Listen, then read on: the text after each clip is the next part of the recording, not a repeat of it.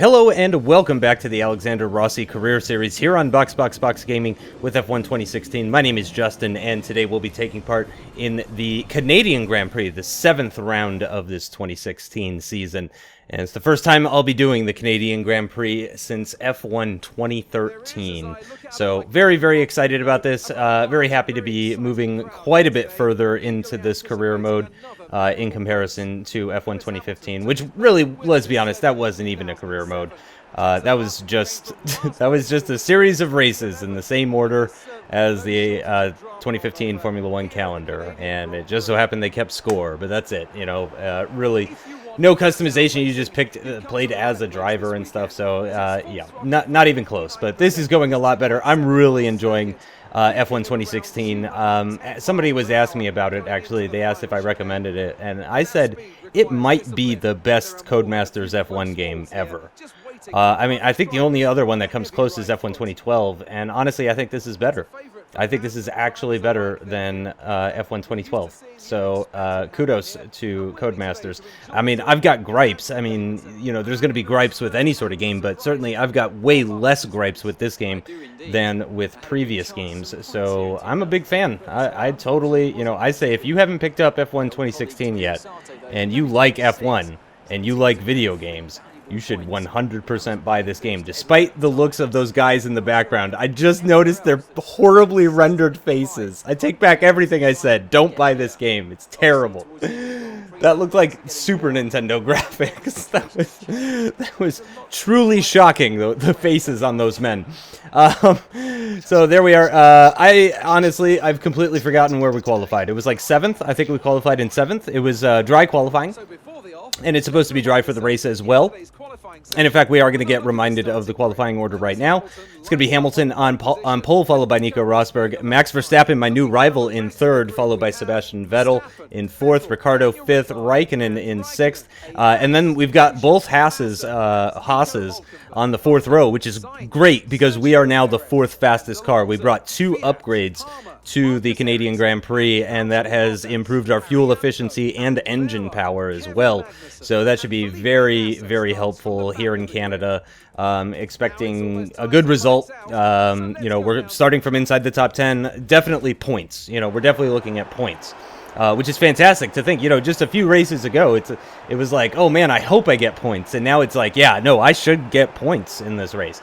You know, I'm not expecting a podium or a race win or anything like that, especially with it being dry conditions. You can see up at the top there, it is going to be going from sunny to overcast and then to heavy overcast, heavy clouds.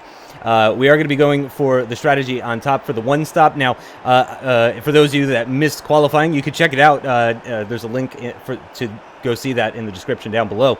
But I did accidentally qualify on a set of scrub super soft tires in Q2, which means I'm starting on quite worn super soft tires, so not ideal whatsoever. And pretty much everybody around me is going to be starting on the ultra softs. So they will be quite a bit quicker for a few laps, and then as those ultra softs start to die off, actually I'll be the quicker one. But yeah, it's going to be difficult. I am running a low downforce setup. Again, I do these race commentaries assuming that you, the viewer, have not actually watched the qualifying and practice video, so apologies to those that do watch that stuff for any repeat information. But yeah, it's going to be difficult for sure, without a doubt, from this position. And yeah, I'm not 100% confident on how this will go. But anyway, it doesn't matter.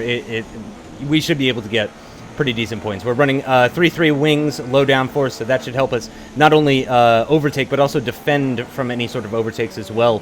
Grosjean is the car behind, so that's a bit worrisome because if he gets the slipstream and DRS off of me, he is obviously going to be quite quick in a straight line because the Haas is just quite quick in a straight line, to be perfectly blunt. So we're doing the warm-up lap now, of course. Again, I believe every single car in the top 10 is on ultra soft tires. I believe I was the only person stupid enough to make the mistake of moving into Q3 on the Super Softs. Basically, what happened in Q2, for those that didn't watch, is I went out on the Super Softs to do a lap in Q2, and then my plan was to go out there on the Ultra Softs, go even faster, and basically just have that extra lap of practice under my belt going into that lap. Now, because of that, though, and then I messed up basically my Ultra Soft lap, I now have to start on these worn super soft tires. I think they're at about 90% wear already, or 10% wear, so they're at about 90% life, possibly even lower than that. So certainly not optimal. Coming to our 7th place grid position now, we will have the inside line heading down towards turn 1, so that will be beneficial. However, is this the dirty side of the track? I don't know if dirty side, clean side. I don't know if that matters actually in F1 2016. Honestly, wouldn't surprise me if it wasn't advanced enough to try and cover that kind of stuff. But anyway, again, we've got the inside line, so that should be beneficial. Sat directly behind Ricciardo with Verstappen ahead of him. Again, my new rival is Max Verstappen in that Red Bull.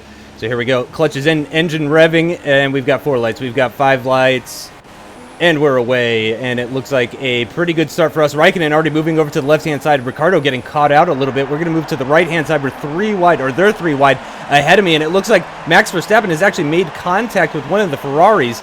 I'm not sure which one that was. That was Raikkonen. So Raikkonen and Verstappen have made contact, and that has deployed the virtual safety car. Max Verstappen possibly out of this race potentially as he got spun round 180 degrees. I did manage to avoid that incident just narrowly. I'm not going to be showing a replay of that or anything, but if you want, you can rewind and go see it again. But I kind of shot around the outside of Verstappen. I think I may have clipped him ever so slightly, but I didn't get any sort of damage or anything like that. Moving the fuel mixture down into lean mix, as we are under virtual safety car conditions, so I want to save myself some fuel for some extra rich mix running. And again, for those that maybe missed it because I was talking when I was doing it, I did actually grab an extra half kilo of fuel at the beginning when I was doing my race strategy. I went ahead and grabbed an extra half kilo of fuel just so that I can run in rich mix even more for this race, because again, I am going to be very quick in a straight line. In the corners, though, especially, now the car behind is Ricciardo, so we're up into P5 after jumping both of the Red Bulls. Max Verstappen potentially out of this race or way down at the back. So my rival Max Verstappen is kind of out of this. I really don't have to worry about him anymore. Ricciardo is the car behind, and then there's a big gap to the cars behind him. We've got Sebastian Vettel just ahead of us. Lots of debris heading into turn number 1, or at the exit of turn 1, heading into turn 2. Lots of debris there. I don't know if you can actually pick up a puncture from that type of stuff or not, but we did manage to make our way through that, as did the Ferraris up ahead, and the 2 Mercedes leading at the moment. I believe Hamilton leading Rosberg currently, and again, Vettel ahead of us with Raikkonen ahead of him. Daniel Ricciardo all over the back of us. I feel like I say that so much in my F1 videos. Daniel Ricciardo has just been the bane of my existence. I mean, this guy will never leave me alone. I swear there's been at least 3 or 4 videos where I've had like race-long battles with Daniel Ricciardo. So I'm going to try and shake him here if I can. Obviously, DRS is not activated yet. We're only coming to the end of lap number 2 now, so DRS should be activated at the end of this lap. However, I don't know if the safety car period or virtual safety car period has anything to do with that, if that makes any sort of difference. So Ricciardo not getting the benefit of the DRS, pretty healthy sized gap heading into the final chicane as well, but he is going to be picking up speed in the chicane. We can see we actually are pulling away from him in a straight line despite the slipstream that he's getting from me. DRS has been activated. I didn't catch the gap between myself and Vettel, but I don't believe it's less than a second. So I'm going to need a really good lap here if I'm going to close up on Vettel and get DRS to hopefully not even just defend from Ricciardo, but actually potentially pull away from Ricciardo. Because if I can get DRS, I feel pretty confident. There we go. It's 1.5 seconds to Vettel up ahead. So I need to be half a second quicker than him through Sector 2 here. And Sector 2 is by far my slowest sector on this circuit. Sector 3, I was going purple in Sector 3, faster than the Mercedes cars, even faster than everybody. So I'm very, very quick in Sector 3. However, the DRS detection line is right at the end of Sector 2. So that makes it very difficult for me to obviously close in. It's now 1.7 seconds to Vettel, so I lost 0.2 just in that Sector 2 there. Which means it's going to be even harder for me to catch up to Vettel, and I believe he might be getting DRS up ahead. It looks like Kimi Raikkonen actually getting DRS on Rosberg. Are they going to go side by side? No, he's actually got the move. He's actually done it. So Kimi Raikkonen up into P2, Rosberg down into P3, as Hamilton now unchallenged in the lead of this race, kind of taking off down the road. Still 1.7 second gap to Sebastian Vettel, so unfortunately in Sector 3, I didn't lose any time, but I also didn't gain any sort of time on Sebastian Vettel, and Ricciardo is just all over the back of us, especially through turns 1 and 2. The mechanical grip in that Red Bull clearly superior to the Haas. Taking lots of the inside curb through turn 1, but interesting to point out that the AI actually takes a very similar line to me. So when I first started taking turn 3 there, I almost felt guilty about the line I was taking. I was like, man, I'm kind of cutting this a little bit, I feel like. But actually watching the AI take the corner, they take it almost the exact same way. So that made me feel a little bit better. I'm pretty much taking the exact same line through turn 3 as Daniel Ricciardo. So yeah, I don't feel too bad about what felt like a small cut to me. Apparently really is totally acceptable. So we'll go ahead and continue on. Ricciardo all over. I mean, look at that. Less than a car width between the two of us heading into that turn 10 hairpin. And then getting on the throttle very nicely. And then this is the part of the straight where I'm going to be pulling away from him, of course, on the run down towards the DRS activation line, which we just passed. So now he will be closing in on me with that rear wing flap opened and in the slipstream as well. And he does get pretty close, and he actually dives into the pits. So that's a pretty early pit stop, but also Vettel up ahead going into the pits as well. It looks like Rosberg went into the pits, and I'm not sure if Hamilton went into the pits. Can we see him up the road as we make our way through turn 1? No, we can't. So I'm either in second or third position at this stage of the race.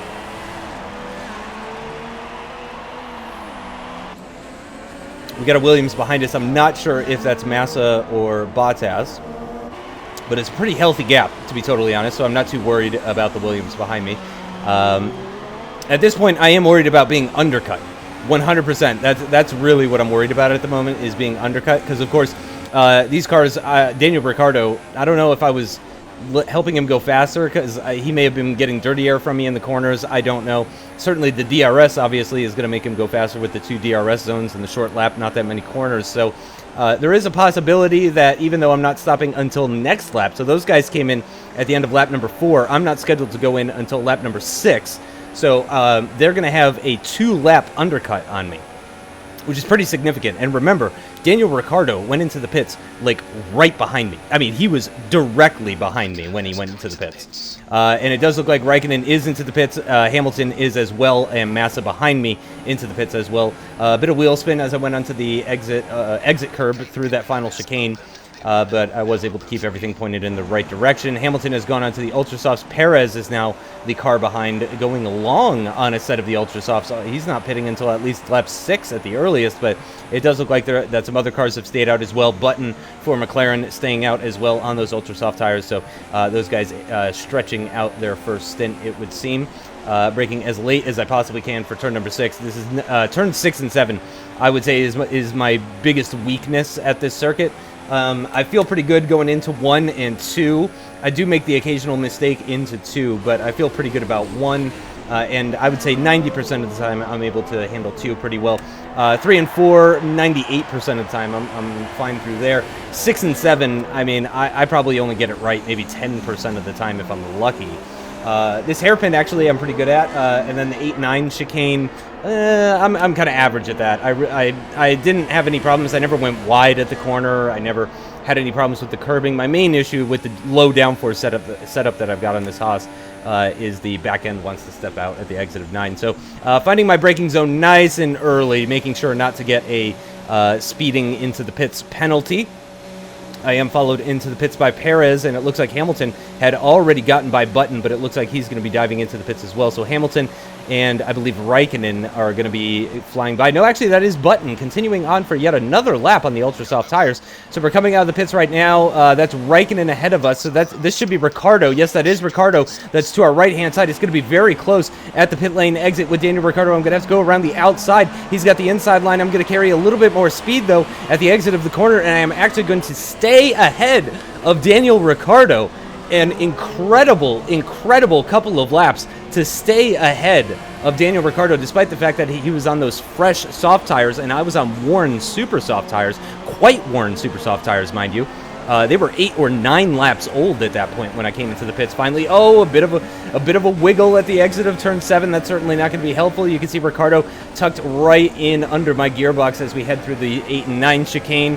And then here, this is where I really couldn't get on the traction, was at the exit of 9. I had no confidence, even in 4th gear, the back end felt like it was going to step out every single time I came through that series of corners. So initially I was running a 3-2 aerodynamic setup for this car, for this circuit. However, the back end just felt too loose on a number of occasions, so I ended up upping the rear wing angle to 3. But you can see Daniel Ricciardo here getting the DRS and the slipstream and just able to do absolutely nothing about it. So that was his first legitimate overtake attempt. DRS was activated at the end of lap number 2 for the start of lap number 3. No, so he would have had one overtake opportunity on lap 3, but not 4 because he came into the pits, not 5 or 6, or not 5. Yep, not 5 or 6, but then 7. So that was only his second attempt at trying to overtake me, but it really seems like the Red Bull is lacking in straight line speed significantly. Which is very strange because I was even concerned that 3-3 wings might even be too much wing angle for Canada, but it looks like Red Bull disagrees, taking way too much curbing there at the inside of turn number 6, and I think that put some grass on my tires, which has made it even harder for me to get on the throttle coming out of turn number 7. I am up into rich mix at this point of the lap, down into 3rd gear for the 8-9 section, and then up into 4th gear and onto the power, shifting up into 5th, 6th, and then 7th, occasionally 8th, depending on how much speed I was able to carry through that chicane, but on this occasion, just getting into 7th gear before dropping it down to 2nd for the hairpin, and getting nicely on the throttle. You can see gaining lots and lots of time on Ricciardo at the exit of that corner, continuing to gain time because, again, we have less downforce than him, and look how far back he is now at this point as we head into the final chicane now at the end of lap number 8. Nice, healthy gap between the two of us. Now, he is going to gain time on me through the final chicane, and then he's going to have an even stronger slipstream on the run down towards turn number 1, but I don't think the straight is long enough. Yeah, he was not even close to pulling alongside. A bit wide through turn 1, that's going to ruin my entry line for turn number 2, running a bit wide at the exit, but then getting on the throttle pretty decently and able to actually pull out a bit of a gap from Ricciardo before heading into the 3-4 section.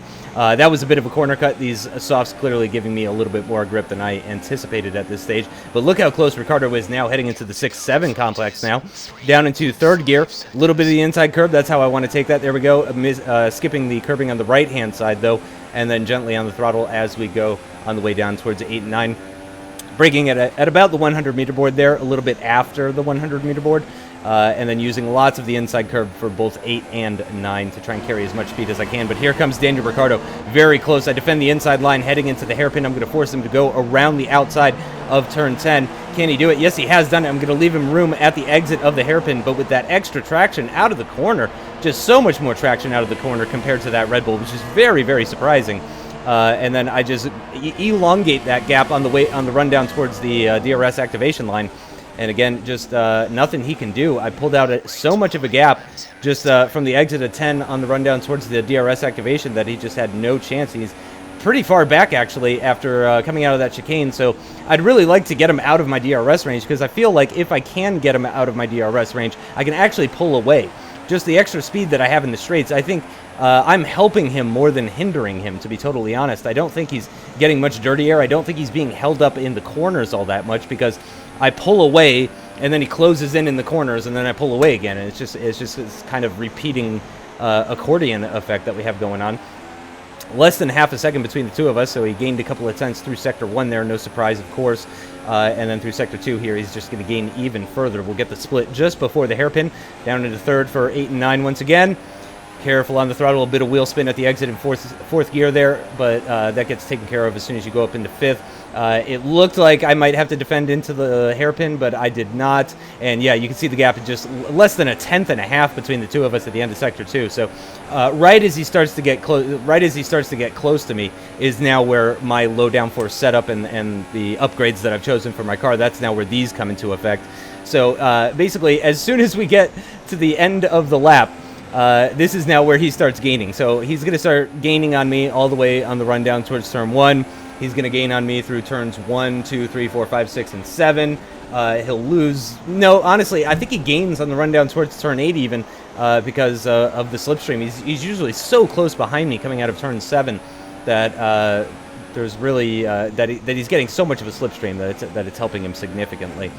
So lap number 11 now. We're well past the halfway point of this race already. Of course, this is going to be a shorter race time-wise in comparison to Monaco, the last race, since the average lap speed is so much higher here at the Circuit Gilles Villeneuve. And yeah, that's what I was talking about. Just look how close Ricciardo is on the rundown towards turn 8 here. He's so close behind me. It seems like he's a bit worried about going side by side into 8 and 9, so I don't have to worry about going side by side with him there into that chicane, which is great.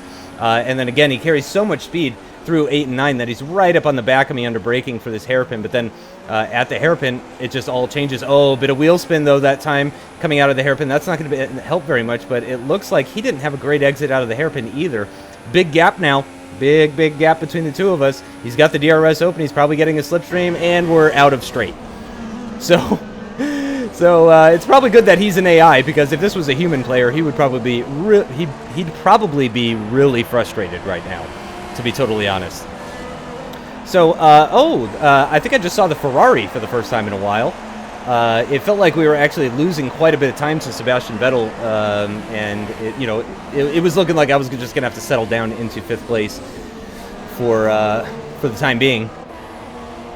But yeah, that was the Ferrari that just went by, so we might still have a chance here. And he's actually right behind the Mercedes of Nico Rosberg, actually. So Rosberg and Vettel are not far up the road at this stage of the race, and Ricciardo's still hounding me. However, those cars ahead, they definitely, they visibly seem closer than they have been on previous laps. So we could still have a race on our hands here for 4th position, potentially. I'm not sure if maybe one of them has damage and is holding the other ones up. I'm not sure what's going on. We've got Ricciardo weaving all around. He's got the inside line, actually, some late braking from Daniel Ricciardo. We're going to shoot around the outside, though.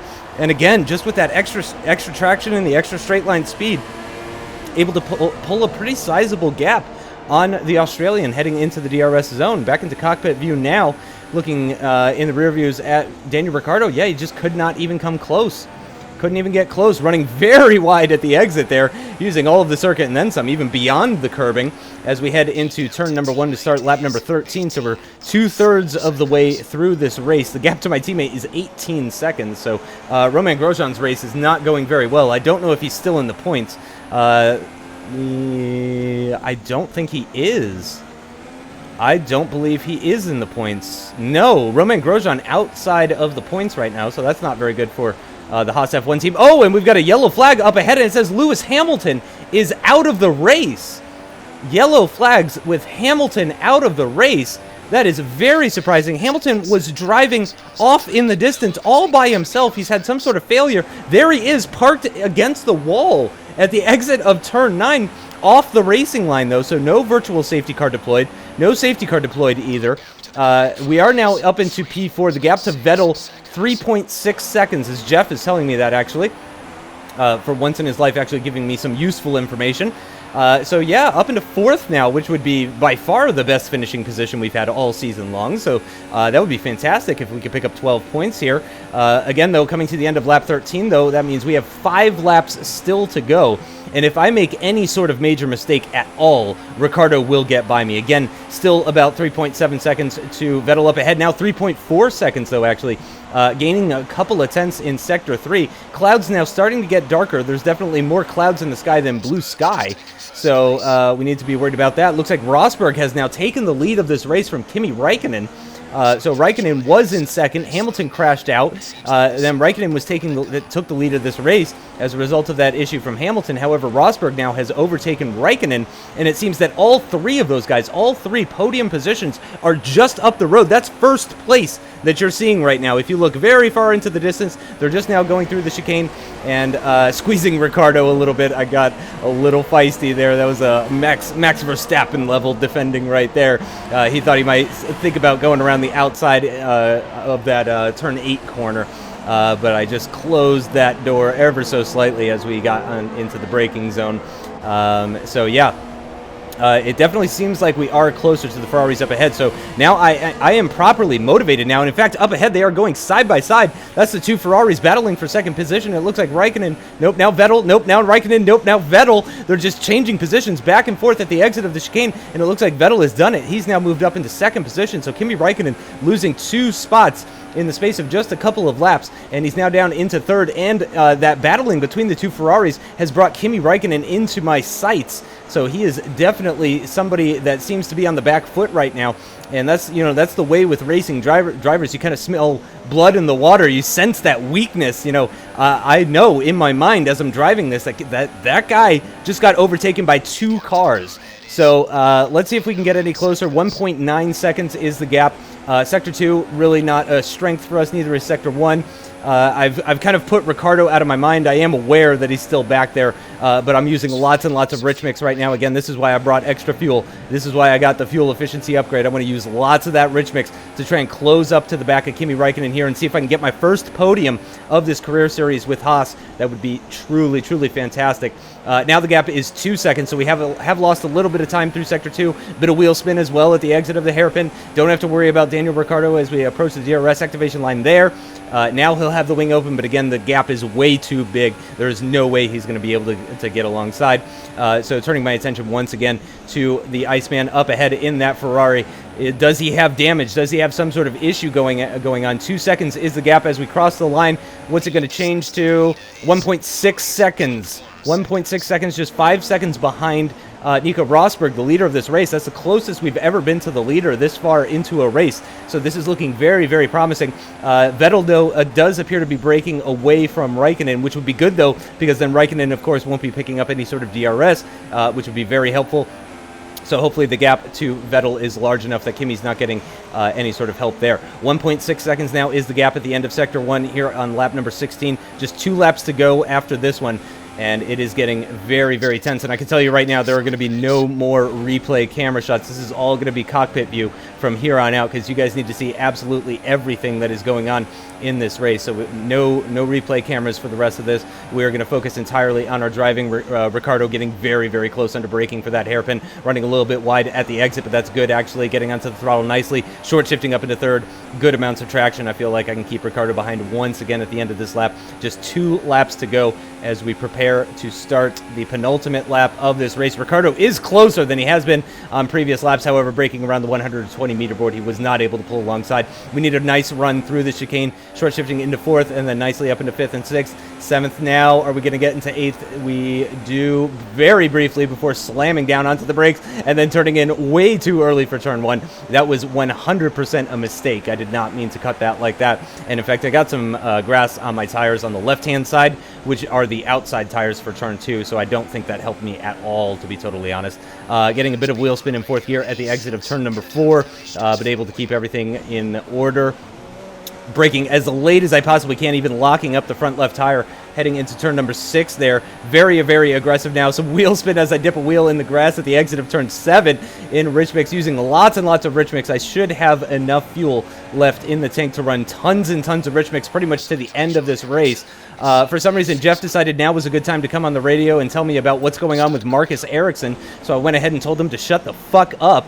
Coming to the end of Sector 2 now, it's a 1.9 second gap to Kimi Räikkönen, so we're really not closing in on him. However, we are maintaining that gap, and of course, Sector 3 here is where we should be gaining on that Ferrari. Again, Ricciardo way too far back to do anything, as this time around we will get the white flag indicating the last lap of this race. Just one more lap to go, and just 2 seconds, less than 2 seconds, separating me from a podium position here. So again, pushing very, very hard, using as much rich mix as I possibly can, but again, the gap at the end of Sector 3 over 2 seconds, so it's not looking very good at this stage. It would take a huge mistake from Raikkonen, or potentially some sort of mechanical failure or something like that, in order for me to get by him now. I should have the freshest tires out of everybody, though. Worth pointing that out. Remember, I did stop on lap number 6, where Ricciardo, I believe, stopped on lap 4, and I believe it was Raikkonen that came in at the end of lap 5, so my tires are actually 2 laps fresher than Ricciardo behind, and 1 lap fresher than Raikkonen up ahead. However, there's just one overtaking opportunity really still to go in this race. Under braking for 8 and 9 now, using lots of the inside curve for both of those corners, and again, difficult getting on the throttle at the exit out of there. Ricciardo is very, very close in the slipstream. I'm going to defend the inside line, but he sells me the dummy, goes back over to the right-hand side, but I am able to brake late enough to defend from him, so I don't have to go side by side with him through that hairpin, which was incredible stuff. I can't believe he sold me the dummy on that. I thought he was going to the left-hand side. I move over to the left. He switches over to the right-hand side, but incredible stuff from the AI. But it does look like Ricciardo is going to be too far back to do anything about it. I brake nice and early for the chicane because of the extra gap that I had to Ricciardo behind, and just make sure to carry as much speed onto this final straight in Rich Mix, crossing the line in 4th position and not far off of a podium position as well. So this race has gone extremely well, especially considering the problems that we had with starting on those worn super soft tires. I was very, very surprised with how well things went, to be totally honest.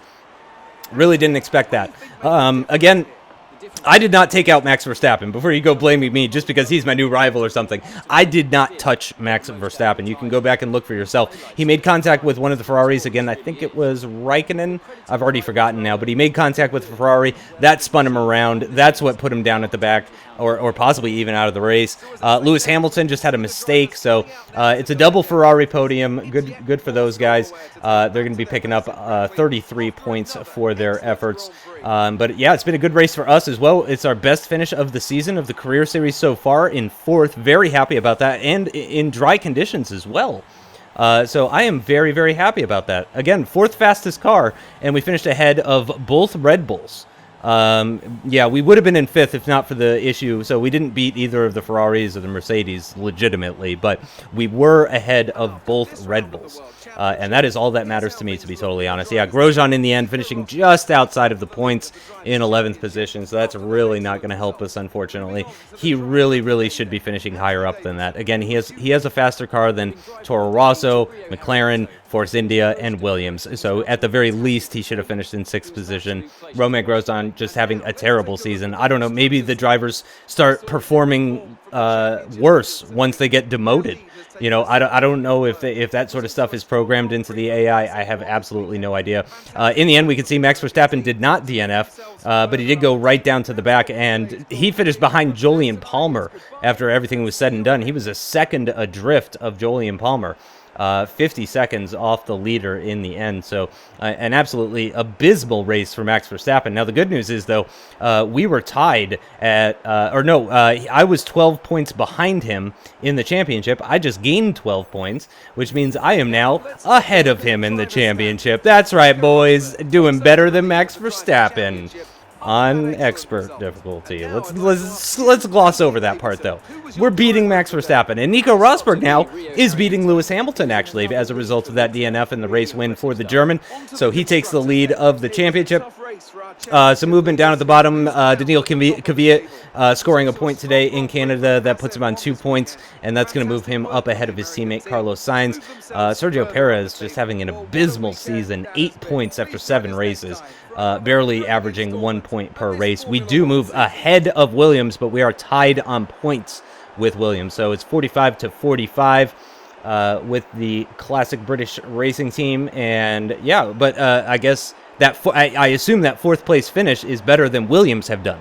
And so that's why we're effectively 4th now in this championship. So that went extremely well. I'm actually really, really happy with how that went. I could not be happier. I mean, Max Verstappen didn't score any points. I scored 12 points. Rosberg is now above Hamilton in the championship. So fantastic stuff here. Really, really, really good.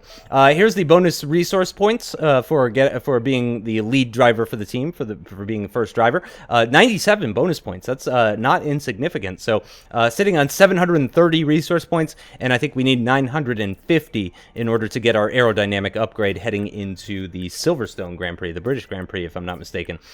In the rivalry update, though, we have moved ahead of Max Verstappen, only narrowly, though. It's now 10 to 8 as far as that's concerned. So still pretty close between the two of us, and I'm not super confident about beating him every time. I don't necessarily think that we're going to be faster in Baku. I fully expect to lose to Red Bull in Baku, but again, it is another power circuit.